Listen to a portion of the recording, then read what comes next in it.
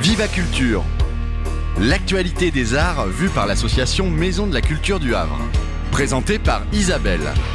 Viva Culture, l'émission de la culture dans toutes ses découvertes. Bonjour à toutes, bonjour à tous et bienvenue dans Viva Culture. Aujourd'hui c'est Musiculte, c'est la saison numéro 6, l'épisode 4. Il s'agit de Nick Cave, l'album intitulé Henry's Dream, 1992. Quant à 10 minutes chroniques, du côté de Virginia Woolf, la promenade au phare, le lire ou le relire. Pour le lieu-dit, Annie Drogou nous parle de La Mouette, une association coopérative avec Jean.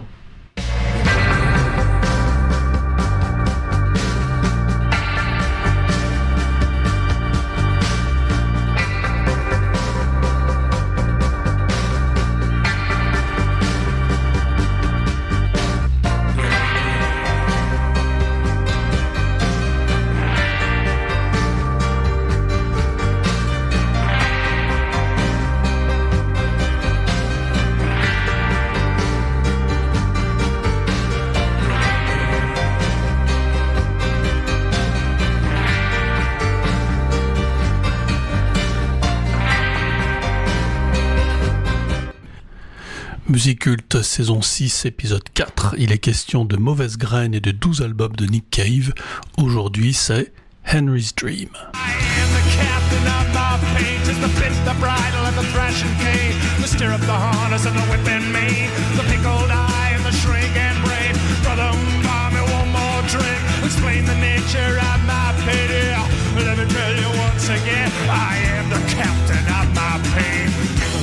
Is empty and I haven't got a penny, but I buy no more whiskey. I have to go home.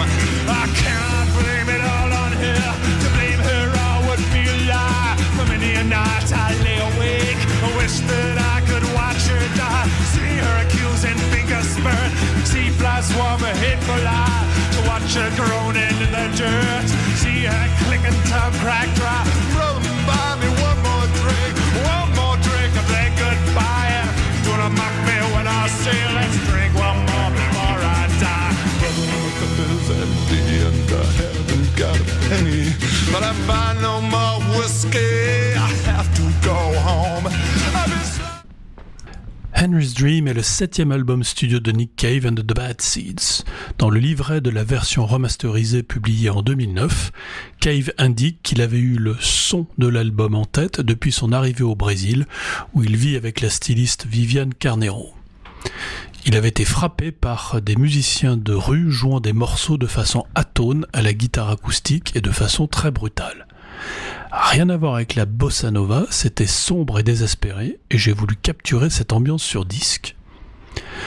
Pour ce faire, il fait appel, à la demande de la maison de disques, dans un premier temps au producteur de 16 albums de Neil Young, le renommé David Briggs. Or, Cave s'avoue déçu du résultat des sessions réalisées au studio de Bearsville à New York, malgré des titres denses tels que Brother My Cup is Empty, entendu en introduction de cette chronique, ou encore Christina the Astonishing. Cave reniera même le travail du producteur vedette et sortira un live flamboyant l'année suivante pour, dit-il, rendre hommage à l'essence même de ses chansons. L'écriture des morceaux s'est avérée extrêmement pénible pour Cave. Cela devient de plus en plus pénible, a-t-il expliqué à Andy Gill dans Q. Je deviens de plus en plus sélectif et je souffre du syndrome de la page blanche. Après chaque disque, je suis dégoûté et pendant un moment, je n'ai envie de rien faire. Dans Uncut, daté d'avril 92, le journaliste musical Gary Mulholland estime que Henry's Dream ressemble à une collection de petites histoires se passant dans un même lieu suintant d'angoisse et de folie, avec une multitude de personnages différents qui ne sont pas sans rappeler ceux des romans de Jim Harrison, le tout étant annonciateur de l'album The Boatman's Call. Mais par-delà les histoires sordides dont Cave est friand, le chanteur et son groupe traitent de sujets très profonds. Ainsi, dans Papa Won't Leave You Henry, que nous allons bientôt entendre, et dont la version originale dure plus de 6 minutes, il est question d'enfants nés sans cerveau, une référence à la ville brésilienne de Cubata, connue pour son niveau élevé de pollution. Pour l'anecdote, Cave indique dans le livret du CD qu'il a écrit ce morceau après la naissance de son fils Luke, et alors qu'il avait une grande anxiété sur l'état du monde qui l'entourait à l'époque. Looks like the rains are here to stay. And the rain pissed down upon me and it washed me all away. Saying, Papa won't leave you, Henry. Papa won't leave you, boy. Papa won't leave you, Henry. Papa won't leave you, boy. Well, the road is long and the road is hard and many fall by the side. But Papa won't leave you, Henry, so there ain't no need to cry. And I went on down the road. Oh yeah, I went on down the road. Well, the moon looked exhausted, like something you should pity. I spent an age spotted above the sizzling wires of the city. But it reminded me of her face and her bleached and hungry eyes. Her hair was like a curtain, falling open with the laughter and closing with the lies. And the ghost of her still lingers on, though she's passed through me and is gone. Well, the slum dogs, they are barking, the rain children on the streets, and the tears that we will weep today will all be washed away. By the tears that we will weep again tomorrow. Papa won't leave you, Henry. Papa won't leave you, boy. Papa won't leave you, Henry. Papa won't leave you, boy. Well, the road is long. On le sait, les textes de Nick Cave sont quasiment tous empreints de références bibliques, traitent de thèmes glauques, évoquent la rédemption comme échappatoire. Dans son excellent essai « L'Évangile selon Nick Cave », Arthur Louis Saint-Galt remarque que, dans l'œuvre de Cave, le châtiment liquide est nécessaire, il est dans l'ordre des choses, et que la pluie est le grand gâchis à la gloire de Dieu, la manœuvre anthropique que le rock orchestre et inaugure. Et il émet le postulat suivant: et si, plutôt qu'un ravalement de la terre et de son humanité, Dieu n'entreprendrait-il pas de laver par l'eau l'âme humaine elle-même, ajoutant que les bluesmen ont très tôt œuvré à exalter la parole diluvienne. Entre l'église, le chant, C-H-A-M-P, et le bouge, leur langue se porte vers la calamité biblique. Pour Gary Mulholland, l'écriture de Cave est devenue, avec Henry's Dream, si puissante, évocatrice et terrifiante que les Bad Seeds se sont mués en puissants relais de ces cauchemars misanthropes. Impossible de développer une telle osmose sans une implacable direction de groupe, celle impulsée par le fidèle Mick Harvey, qui reprit les rênes de la production dans les studios Metropolis de Melbourne, un mois après avoir quitté New York. Non content d'assurer la suite de la production, Harvey a également co-réalisé des arrangements de cordes, mais aussi joué du piano, de la guitare rythmique, de l'orgue et des percussions. Un mot pour finir sur la pochette imaginée par le photographe et designer Anton Corbijn. On voit Cave sur un immense billboard trônant devant un ciel rougeoyant en arrière-plan. Le titre en lettres rouges avec une ombre portée se détache du fond blanc du panneau. Cave a les mains agrippées à sa veste noire. Il ressemble à un personnage de Norman Rockwell, ce qui est quelque part étonnant car l'album suinte plus la saudade que l'Americana du peintre américain. Autre point surprenant, le choix du premier single, la ballade Straight to You, qui va clore cette chronique et qui semble presque sortir de The Good Son, sorti un an auparavant. Crumbling, and the swallows have sharpened their beaks. This is the time of our great undoing. This is the time that I'll come running straight to you, for I am captured. Straight to you, for I am captured one more time.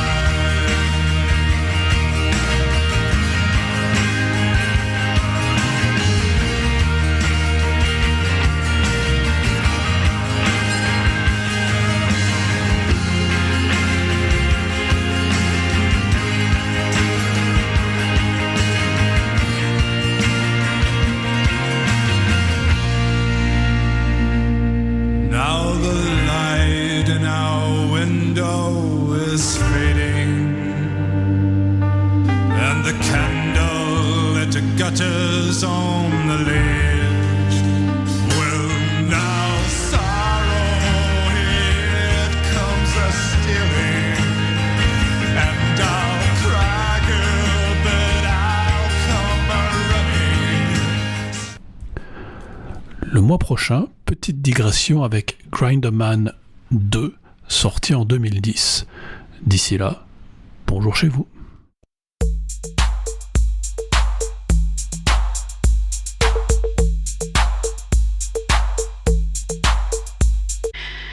« 10 minutes chronique », une émission de Viva Culture par Catherine Desormières. Aujourd'hui, un petit tour littéraire du côté de Virginia Woolf. Lire ou relire La promenade au phare, publiée en 1927. Certaines biographies, voire des ouvrages critiques, semblent accorder davantage d'importance à la femme elle-même qu'à son œuvre. Oui, sa vie ressemble à un roman, évoque toute une époque, un courant intellectuel, et publier de tels ouvrages peut servir à amplifier la connaissance de son œuvre. Mais faut-il qu'elle devienne l'héroïne subliminale de ses propres textes romanesques ? Il est bon de temps en temps d'oublier la femme, pour se laisser aller à ce qu'elle apporte grâce à son écriture, ce quelque chose d'impalpable, presque désincarné. Virginia Woolf transmet la sensation aiguë d'exister, faite d'impressions rares et fugaces, effluves de la vie plus que la vie même, en des sortes d'éclairs diffus, ceux des ressentis démultipliés par toutes les possibilités que nous portons en nous, celles de ces voies inexplorées en nous, mêlées à celles que l'entourage nous communique par sa seule présence, et qui aboutissent à un tissu d'émotions. Ce qu'elle appelle elle-même le flux de conscience. Lire Virginia Woolf, c'est devenir un témoin ingénu au cœur des réflexions et rêveries de personnages sensibles, qui sont bien sûr les multiples sujets qui hantent leur créatrice. Alors oui, Virginia Woolf est toute dans son œuvre, par l'écriture.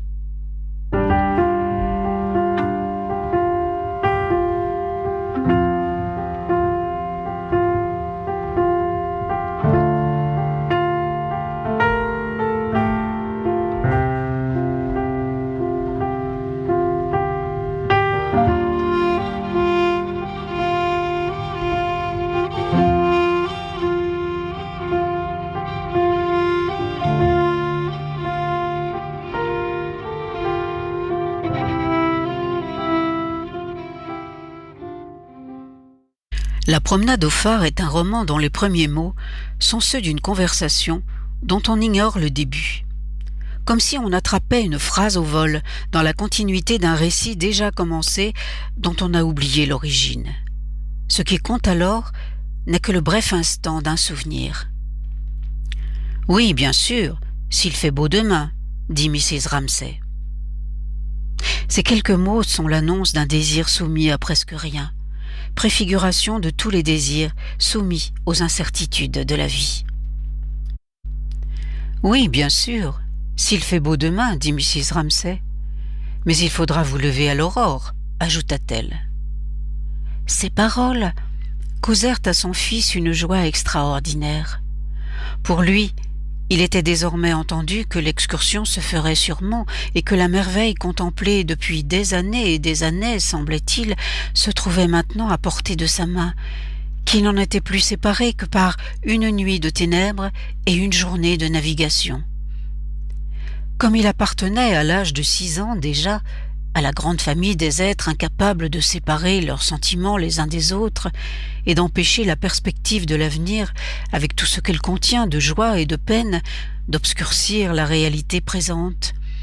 Comme pour ces êtres si petits qu'ils soient, le tour le plus léger de la roue des sensations a la faculté de cristalliser, de transpercer et de fixer le moment sur lequel il a posé son ombre ou sa lumière.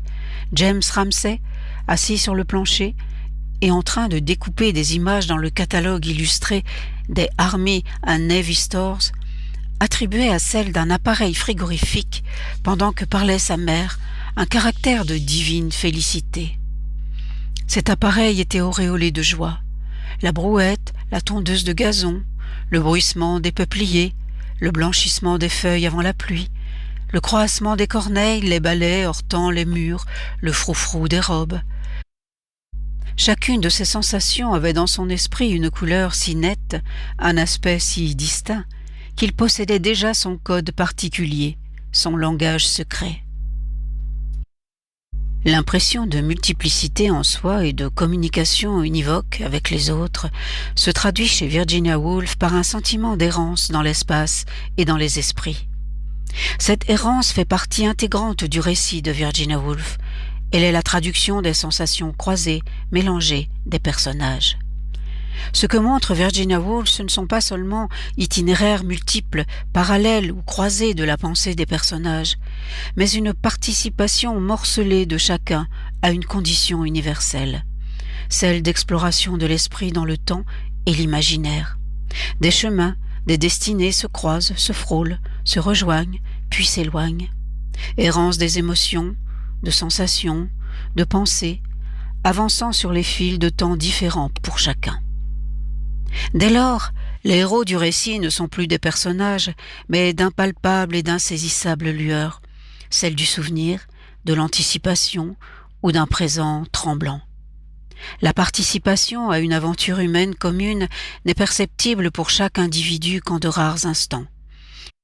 Quels que soient les efforts des personnages pour que leurs pensées se rencontrent, les voix s'écartent et se dispersent. Se retrouver, se comprendre, c'est la tentative des personnages, où malgré une communauté de sentiments et parfois une connaissance profonde les uns des autres, chaque individu n'en parle pas moins que par sa voix. Ainsi, l'exubérance et le bouillonnement de la pensée, qui est la vie même, oscillent entre plénitude et chaos. Dans Les Vagues, paru en 1931, un personnage, Bernard, entame un long monologue, dont voici un extrait. Somme toute, la journée n'a pas été mauvaise. La gouttelette qui se forme chaque soir sur le toit de l'âme humaine est aujourd'hui ronde et multicolore. Le matin a été beau. L'après-midi, j'ai fait une promenade. J'aime la vue des clochers à travers l'étendue grise des champs. J'aime à jeter des coups d'œil par-dessus l'épaule de mes voisins. En moi, des idées germaient continuellement. J'ai été plein d'inventions et de subtilités. Après dîner, j'ai été brillant. J'ai mis en formule bien des choses que nous avions vaguement observées au sujet de nos amis communs. Je suis venu à bout des transitions. Mais de tous ces mois, lequel est le mien? C'est dans La promenade au phare, le roman peut-être le plus optimiste de Virginia Woolf, qu'un moment d'apaisement intervient, moment de contemplation, d'absence et d'attente. Ainsi la maison se trouvant vide, les portes fermées à clé et les matelas roulés, ces airs vagabonds avant-garde des grandes armées entrèrent tumultueusement, frôlèrent des panneaux nus, mordillèrent, soufflèrent, ne rencontrèrent aucune résistance sérieuse dans les chambres à coucher ou le salon, rien que des tentures qui s'agitaient, du bois qui craquait, les pieds nus des tables, des casseroles et de la porcelaine déjà noircie, ternie, craquelée. Ce que l'on avait jeté, abandonné, une paire de souliers, une casquette de chasse, des jupes et des vestons défraîchis dans des garde-robes. Ces objets-là seuls gardaient une forme humaine, et dans ce vide général, indiquaient qu'ils avaient été jadis gonflés par de la vie, que des mains avaient manié des crochets et des boutons, que le miroir avait jadis contenu un visage, un monde, creusé, semblait-il dans sa profondeur, dans lequel parfois une forme humaine s'était tournée, une main avait passé comme un éclair, une porte s'était ouverte, des enfants s'étaient précipités en trébuchant, étaient repartis. C'est ainsi que régnaient ensemble le calme et la beauté, et leur union donnait à cette même beauté l'aspect d'une forme d'où la vie s'était retirée, forme solitaire comme un étang aperçu le soir dans le lointain de la fenêtre d'un wagon et qui disparaît si vite dans sa pâleur vespérale que c'est à peine si notre regard l'a dépouillé de cette solitude. Le calme et la beauté se donnaient la main dans la chambre à coucher, et l'irruption indiscrète du vent, comme l'inquisition douce et tenace des airs chantés par la mer, qui au milieu des pots à eau et des chaises recouvertes de leurs housses soufflaient, insistaient, répétaient leur éternelle question. « Allez-vous vous faner? Allez-vous périr ?» troublait à peine cette paix, cette indifférence, cet air de pure intégrité. Comme si à la question qu'il posait, il n'eût guère été nécessaire de répondre « Nous demeurons ».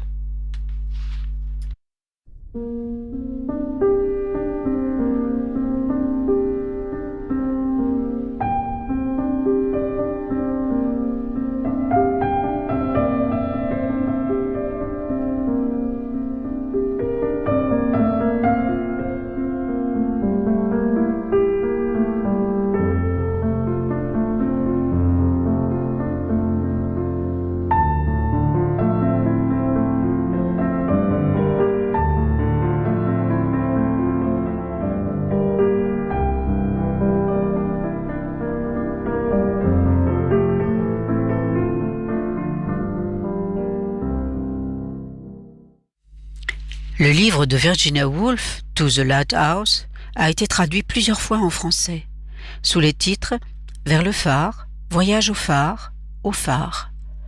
La traduction de La promenade au phare dont vous avez entendu des extraits est celle de Maurice Lanoir. Retrouvons-nous le 20 avril, 10 minutes chroniques dans Viva Culture sur Westrack Radio.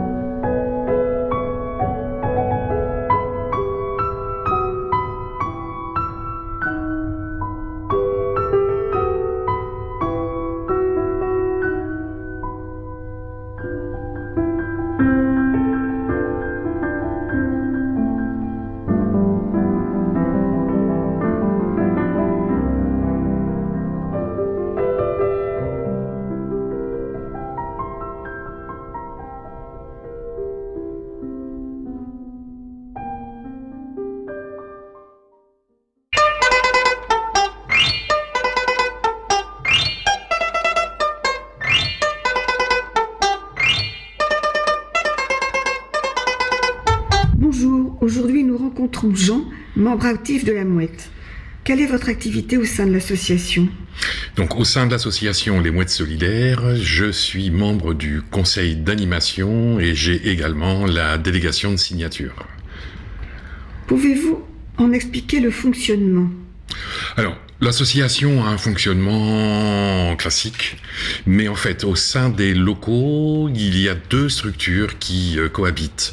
Il y a d'un côté donc l'association Les Mouettes Solidaires et de l'autre la coopérative La Mouette, qui elle est un magasin pur, une épicerie coopérative. Avec un fonctionnement très particulier puisqu'elle est participative et autogérée, c'est-à-dire que l'ensemble de l'activité de l'épicerie est tenu par les membres par les coopérateurs. Voilà, nous n'avons aucun salarié, tout le travail effectué est fait par les coopérateurs. Depuis l'achat, les commandes, les comptabilités Oui, tout. Depuis, oui c'est ça, l'achat de fournitures, enfin de produits, la livraison et donc la mise en rayon, l'accueil des gens qui viennent se renseigner ou qui viennent acheter, la caisse, voilà. Après, bien sûr, il y a tout ce qui est autour de la comptabilité, tout ce qui est autour de la communication, tout ce qui est autour de l'organisation, la gestion des plannings, etc. Tout est fait par les coopérateurs.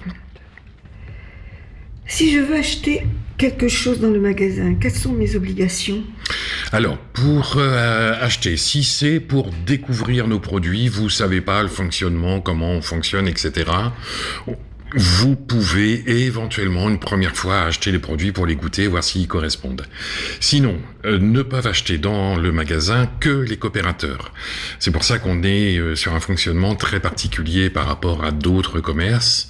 Ne peuvent acheter que les coopérateurs. Donc pour ça, il faut prendre des parts sociales, c'est-à-dire que vous devenez propriétaire d'une partie du magasin. À hauteur de votre participation. Donc on a, en fait, la part sociale est à 1 €. On la laisse à 1 € pour les étudiants, et sinon c'est soit 30 parts sociales, soit 90 parts sociales, donc 30 € ou 90 €. À côté de ça, donc à partir de ce moment-là, vous devenez coopérateur, et il y a une petite contrepartie qui est de donner 3 heures de son temps par mois à la gestion du magasin. Quel justificatif dois-je fournir?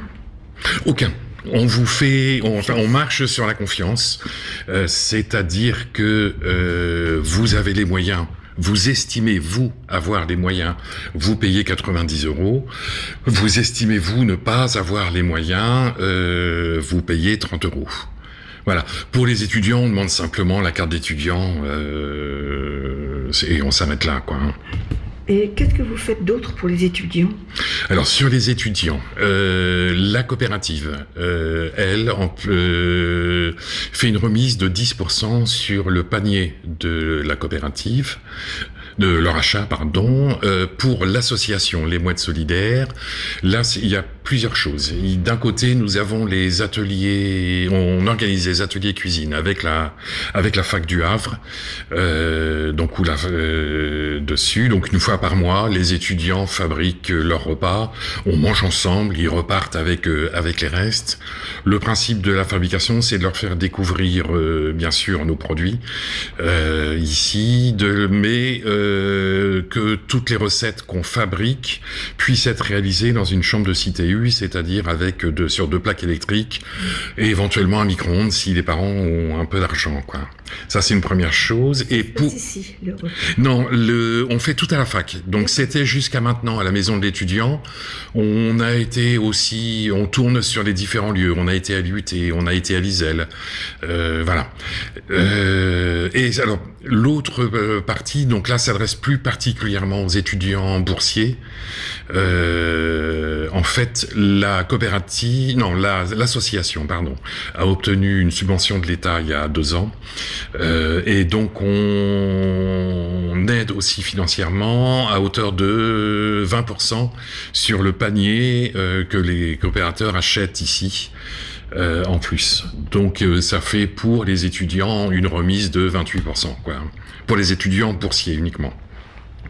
En vous attendant, j'ai parcouru les allées de la supérette. J'ai été stupéfaite par la diversité des produits présentés, le fait qu'ils soient souvent bio, et vraiment souvent, comme oui. 75%. Enfin, Oh, il y a même, oui, on doit être entre 75 et 90. J'ai pas fait le compte exactement. Oui. Et leur prix, forcément, c'est...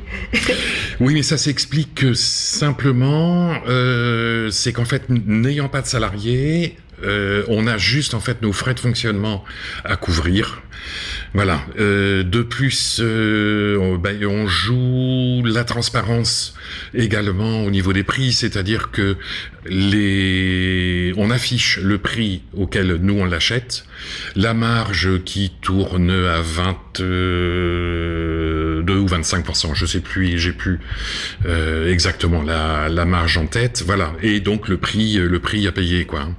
Et avec nos producteurs locaux, on ne négocie pas les prix. C'est-à-dire que c'est eux qui savent à combien ça leur revient, et donc on applique leur prix avec notre petite marge à nous en supplément, quoi. Et avec cette petite marge, quand il faut payer le loyer, les impôts, est-ce que vous vous en sortez? Oui. Elles ont été calculées pour. C'est-à-dire que la marge qu'on prend couvre nos frais de fonctionnement. Voilà. Donc vous vous trouvez... On cherche pas à faire du bénéfice. Non, c'est toujours à zéro, quoi. On est un tout petit peu excédent. Alors cette année, on sera un tout petit peu excédentaire. On a été déficitaire pendant 2 ans de suite. Là, on devrait être un tout petit peu excédentaire, mais en fait, c'est parce que c'est l'année dernière où on était vraiment à mi-parcours, on s'est aperçu qu'on était vraiment déficitaire. Donc on a fait une assemblée générale extraordinaire avec les coopérateurs, et donc on a décidé d'augmenter un tout petit peu notre marge pour retrouver un équilibre. Mais ces décisions-là sont prises en assemblée générale et avec tout le monde. Et ça évite de mettre la clé sous la porte. Et ça évite de mettre la clé sous la porte, complètement. Moi, j'ai trouvé l'ambiance agréable. C'est bon enfant. On se parle.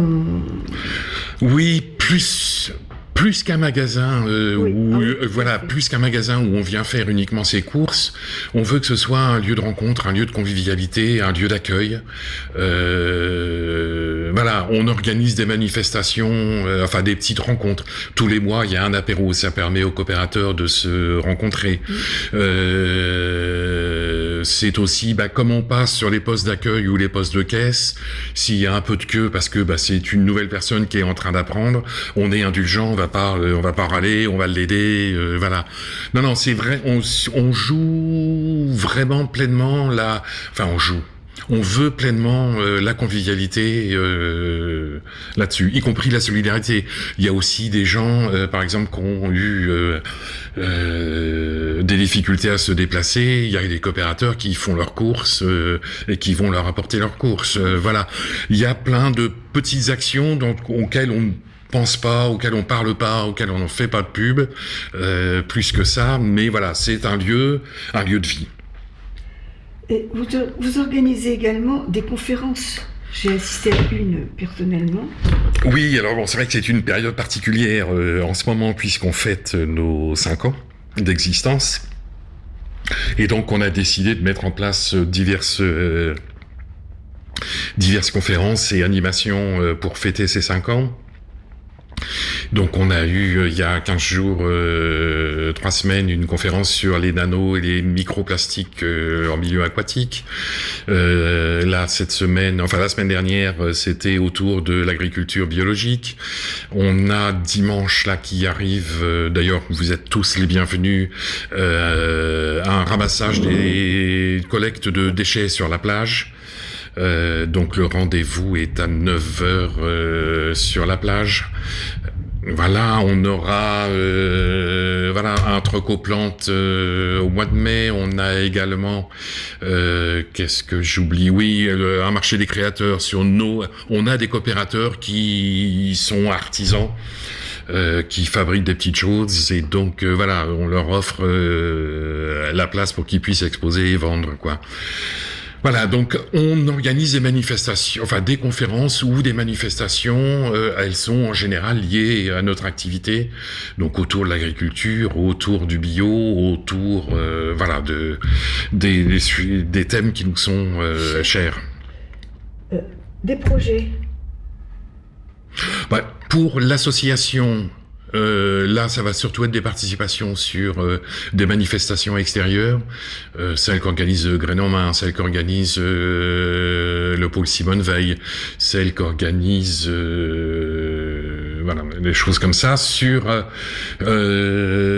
la coopérative, pour fêter nos 5 ans, on va éditer un petit fascicule sur des textes qui ont été écrits par d'anciens ou d'actuels coopérateurs sur les 5 ans passés, les 7 ans, puisqu'en fait il y a eu 2 ans de gestation pour la mise en place.